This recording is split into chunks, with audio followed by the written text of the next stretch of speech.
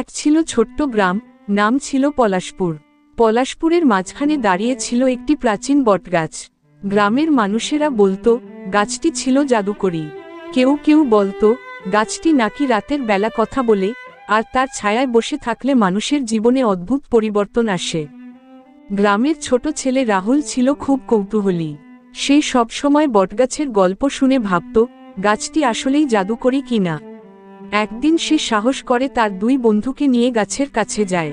তারা ঠিক করে মধ্যরাতে গাছের নিচে বসে থাকবে এবং রহস্য উদ্ঘাটন করবে। রাত গভীর হতে থাকলে গাছটি হঠাৎ করে ঝড়ের মতো কাঁপতে শুরু করে। তারা ভয় পেলেও পালালো না। হঠাৎ গাছের নিচে এক অদ্ভুত আলো দেখা গেল। আলোর মধ্য থেকে বেরিয়ে এলো এক বৃদ্ধা। বৃদ্ধা বলল, আমি এই গাছের রক্ষক।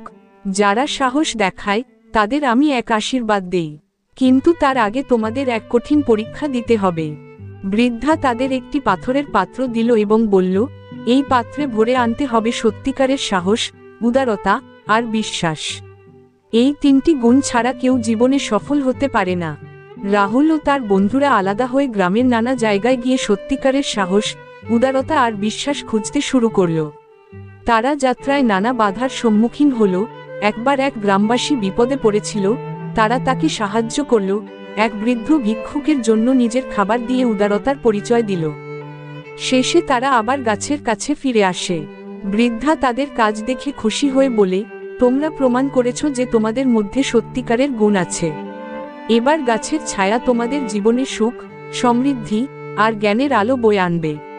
এরপর থেকে পলাশপুরের বটগাছ আর গ্রামের মানুষের জীবনে এক গুরুত্বপূর্ণ স্থান নিয়ে নিল। গ্রামের সবাই বুঝল জীবনের সত্যিকারের জাদু লুকিয়ে আছে ভালো কাজ আর সততার মধ্যে। যদি ভিডিওটি ভালো লেগে থাকে তবে লাইক, শেয়ার ও সাবস্ক্রাইব করে উৎসাহ দেবেন। ধন্যবাদ।